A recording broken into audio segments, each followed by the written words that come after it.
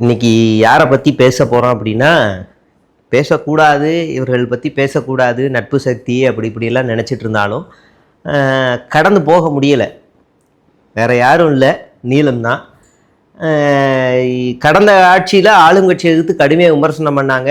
Okay, அதில் ஒரு அரசியல் தர்மம் இருந்துச்சு, நியாயம் இருந்துச்சு. ஓகே, அதெல்லாம் நம்ம அவங்களுடைய கருத்து சுதந்திரம் அதெல்லாம் பார்த்துக்கிட்டு இருந்தோம். ஆனால் இந்த ஆட்சியிலையும் அதே மாதிரியான ஒரு எதிர்ப்பு இருக்குமா அப்படின்னு பார்த்தா, இந்த பூசி முழுகிற வேலை எல்லாத்தையும் நல்லாவே பார்த்துக்கிட்டு இருக்காங்க அண்ணன் ரஞ்சித் அவர்கள்.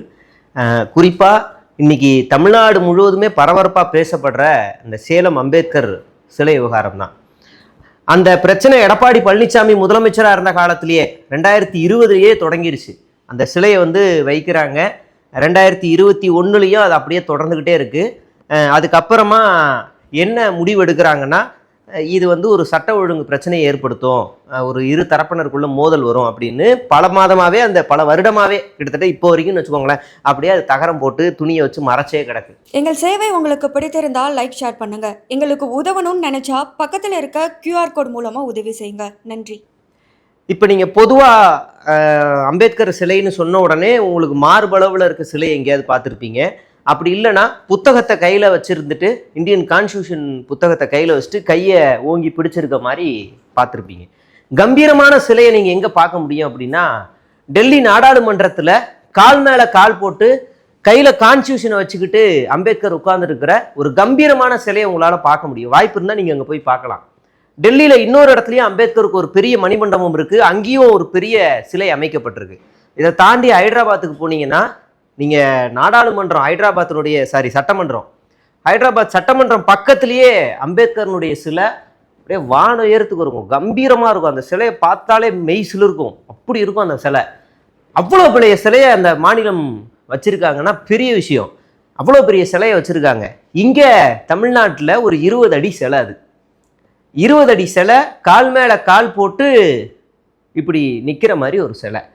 முதல்ல அம்பேத்கருக்கு சாதி சாயம் பூசுற சில பொறுக்கிகள் இருக்கிறாங்கல்ல, அவர்கள் தான் இதை எதிர்ப்பாங்க. அம்பேத்கர் சாதி தலைவராக கட்டமைக்க விரும்புகிற சில பொறுக்கிகள் இருக்காங்கல்ல, அவங்க எல்லாருமே இந்த எதிர்க்கிறாங்க.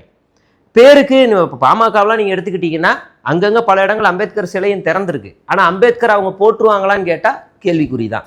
இப்போ இந்த சிலை அவங்களுக்கு என்ன பிரச்சனைனா, இன்னொரு தரப்பினருக்கு அந்த சிலை கால் மேலே கால் போட்டிருக்கு, இன்னொன்று எங்கள் ஊரை பார்த்த மாதிரி இருக்குது, எங்களை அதிகாரம் பண்ணுற மாதிரி இருக்குது, நீ வேணால் சிலையை திருப்பி வச்சுக்க அப்படின்ட்டு சொல்கிற அந்த மன நோயா அது என்னன்னு தெரியல. முதல்ல அம்பேத்கர் யாருன்ற ஒரு புரிதலையே இந்த அரசு, அது எந்த அரசாக இருந்தாலும் சரி, அம்பேத்கர் யாருன்ற புரிதலை முதல்ல அவங்கள்ட்ட கொண்டு போய் சேர்க்கறதே தவறி இருக்குமோ. அம்பேத்கர்னாலே ஒரு தாழ்த்தப்பட்ட சமூக தலைவர் தான், அம்பேத்கர்னாலே ஒடுக்கப்பட்ட மக்களுக்காக மட்டுமே போராடிய தலைவர்னு ஒரு முத்திரையை குத்தி வச்சுருக்காங்க. அதனால தான் இவ்வளோ பிரச்சனையும். இப்போ இந்த சிலை விவகாரத்தில் இப்போ கொஞ்ச நாள் இப்போ என்ன ஆயிருக்குன்னா, எல்லாரும் ஏதோ பேசி ஆட்சியர்கிட்ட அனுமதி வாங்கி அந்த சிலையை திறந்துருக்குறாங்க.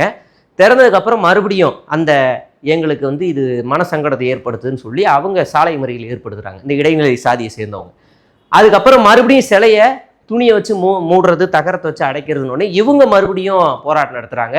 இதுக்கு நடுவில் 2 பேருக்கும் மோதல் ஏற்படுது. உடனே காவல்துறை இந்த சமூக மக்களை மட்டும் அதிக அளவில் கைது பண்ணி தடியடி, தண்ணீர் பீச்சி அடிக்கிறதுன்னு எல்லா வழக்குகளையும் போட்டு இது பண்ணிடும்.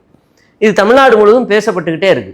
இப்போ நம்ம ரஞ்சித் அண்ணன் ஒரு அறிக்கையை வெளியிடுறாரு. அந்த அறிக்கையில் தாவேக அரசை கண்டித்து வன்மையாக கண்டிக்கிறோம், விஜயை கண்டிக்கிறோம், முதலமைச்சரை கண்டிக்கிறோம், அப்படி எங்கேயுமே இல்லை, அப்படி எதுவுமே இல்லை. கடந்த ஆட்சியில் ஏதாவது ஒன்று நடந்துச்சுன்னா, இனிமே ஏதாவது நடந்துச்சுன்னா திமுகவுக்கு ஆதரவு கொடுக்கறதை நிறுத்தி விடுவோம்லாம் பேசினார். இந்த ஆட்சியை பிடிச்ச உடனே அவர் கொடுத்த ஸ்டேட்மெண்ட் என்னன்னா, சாதி பார்த்து வேட்பாளர்களே நிறுத்தாத ஒரு அரசாங்கம் உருவாயிருக்கு அப்படியெல்லாம் பேசினார். அப்போவே நம்ம கேள்வி கேட்டோம், பொற்கொடியை தோக்கடிச்சது யாருன்னே அப்படின்னு கேட்டோம்.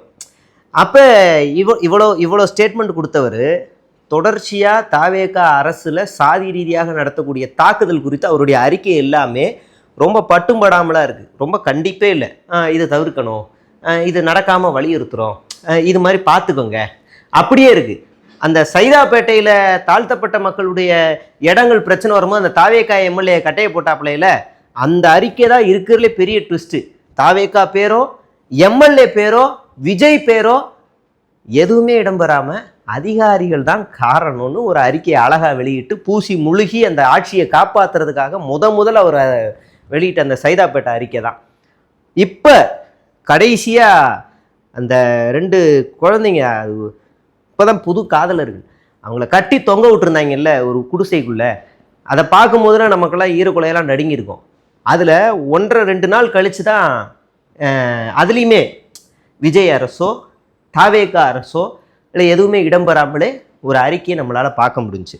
இப்போ இந்த சேலம் விவகாரத்துக்கு வருவோம். அதுக்கு முன்னாடி அவர் அந்த இது வேற போட்டிருந்தாருன்னு நினைக்கிறேன். எங்கள் சேவை உங்களுக்கு பிடித்திருந்தால் லைக் ஷேர் பண்ணுங்க. எங்களுக்கு உதவணும்னு நினைச்சா பக்கத்தில் இருக்க QR கோட் மூலமா உதவி செய்யுங்க. நன்றி. இந்த லாக்அப் டெத்து கூட அவர் போட்டிருந்தாரு. அதுலேயுமே எதுவுமே இல்லாத ஒரு அறிக்கையை தான் நம்மளால் பார்க்க முடிஞ்சு. சேலம் மாவட்டம் செங்கலகிரி ஓய்தூரில் தலித் மக்கள் குடியிருப்பில் இந்திய அரசியலமைப்பின் சிற்பி டாக்டர் அம்பேத்கர் இதெல்லாம் போட்டு கால் மேல் கால் போட்டு அமர்ந்திருக்கும் அம்பேத்கர் சிலையை ஏற்க முடியாது என்று அதன் திசையை மாற்ற வேண்டும் என்று சாதி இந்து சமூகத்தைச் சேர்ந்த வன்னியர் மற்றும் ஊராட்சி கவுண்டர் சாதியின் சிலர் தொடர்ந்து எதிர்ப்பு தெரிவித்து வருகின்றனர். அப்பகுதி மக்களும் மாவட்ட நிர்வாகம் தெரிவித்திருக்கின்றனர்.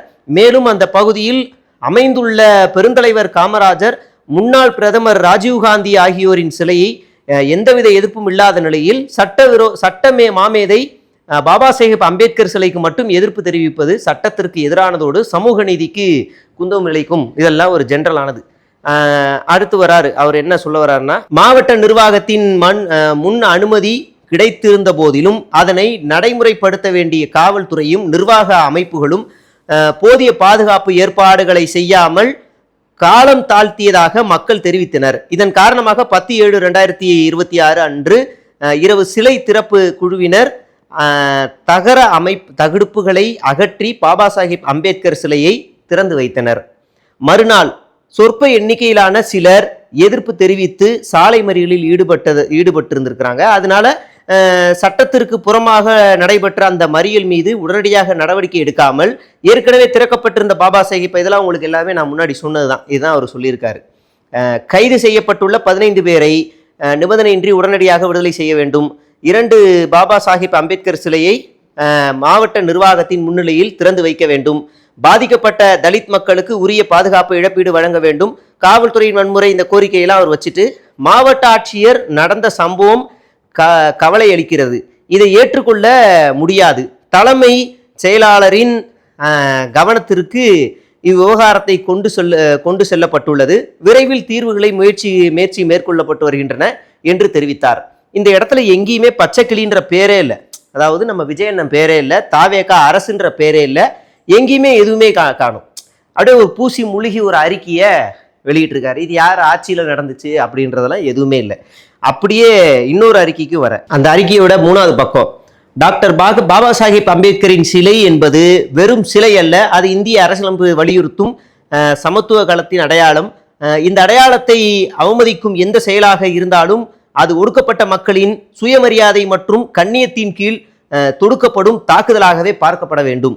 சட்டத்தின் ஆட்சியும் சமூக நீதியும் அரசியலமைப்பு சாசனத்தையும் உரிய விழுமியங்களையும் பாதுகாக்கும் பொறுப்பு அரசுக்கும் நிர்வாகத்திற்கும் உள்ளது.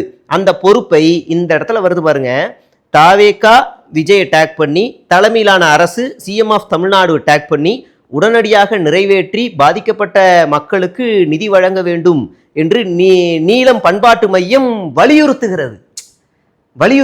இதுக்கு முன்னாடி எந்த இடத்துலையுமே கண்டிக்கிறது. இந்த அரசு இதை உடனடியாக தவிர்க்கணும், இந்த அரசை நாங்கள் கண்டிக்கிறோம், வலிச்சிரும், விஜய்க்கு வலிக்காமல் நம்ம என்ன செய்ய முடியுமோ அதை பக்குவமாக செஞ்சு கொடுத்தா போதும். அதுதான் இந்த இதோட ஒரே நோக்கமாக இருக்குது. அடுத்து இதுலேயே இன்னொரு இது ஒரு தமிழக அரசே லாக்அப் டெத்தை தடுத்து நிறுத்து, அந்த ஒரு வார்த்தை தான்ப்பா கொஞ்சம் வீரியமாக இருந்துச்சு. அதுக்கு அடுத்துல நடந்தது எல்லாத்தையும் அப்படியே போட்டு, இந்த சம்பவம் தொடர்பாக 3 சிறை காவலர்கள் கைது செய்யப்பட்டுள்ளதாக தகவல் தெரிவிக்கின்றன. இருப்பினும் அந்த மரணத்திற்கு பொறுப்பான அனைத்து அடையாளம் கண்டு அவர்கள் மீது சட்டப்படி நடவடிக்கை எடுக்க வேண்டும்.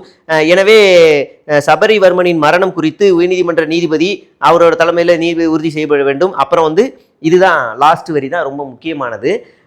மனித உயிர்களின் பாதுகாப்பை உறுதி செய்வது, காவல் மற்றும் சிறை காவலில் நிகழும் மரணங்களுக்கு முற்றுப்புள்ளி வைப்பது தாவேகா அரசின் தலையாய கடமையாகும் என்பதை நீலம் பண்பாட்டு மையம் வலியுறுத்தியதோடு, நீலம் பண்பாட்டு மையம் வலியுறுத்துது, வலியுறுத்தியதோடு இது இது இத்துயர சம்பவத்தை மிக வன்மையாக கண்டிக்கிறது.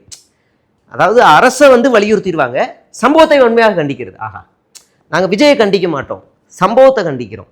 தாவேக அரசை கண்டிக்க மாட்டோம், சம்பவத்தை கண்டிப்போம். சரி, இப்போ இது வந்து முதல் லாக்அப் டெத்தா அப்படின்னா அதுக்கு நீங்கள் வந்து இந்த வார்த்தைகளை பொருத்தமாக எழுதலாம். நியாயமாக சொல்லணும், இது முதல் லாக்அப் டெத்தா, பட்டியல் போடுவோம். இந்த 1.5 மாசத்துல எத்தனை லாக்அப் டெத் வந்திருக்குன்னு பட்டியல் போடுவோம். இந்த 50 நாளில் கிட்டத்தட்ட 9 சாதிய ஆணவ படுகொலைகள் நடக்கப்பட்டிருக்கு. இதில் எங்கெல்லாம் இவர் வன்மையாக கண்டிக்கிறேன்னு பதிவு செஞ்சுருக்காங்க அப்படின்னு நம்ம வந்து பார்க்க வேண்டியிருக்கு. அதனால் உங்களுடைய அரசியல் இதெல்லாமே நாங்கள் வரவேற்கிறோம், நீங்கள் தொடர்ந்து செயல்படுறீங்க, எல்லாம் ஓகே. ஆனால் ஒரு ஆளுங்கட்சிக்கு சாதகமாக அந்த ஆளுங்கட்சியை காப்பாற்றும் நோக்கத்தோடு இப்படியெல்லாம் செயல்படுவதை நாங்கள் விமர்சனம் பண்ணுவோம். அதில் நீங்கள் இப்போ இந்த வீடியோ போட்டதுனால என் வேலை என்ன மாதிரியான தாக்குதல் வரும்னு எனக்கு தெரியாது. வந்தாலும் அதை நாங்கள் ஃபேஸ் பண்ணவும் தயாராக தான் இருக்கேன். நன்றி, வணக்கம்.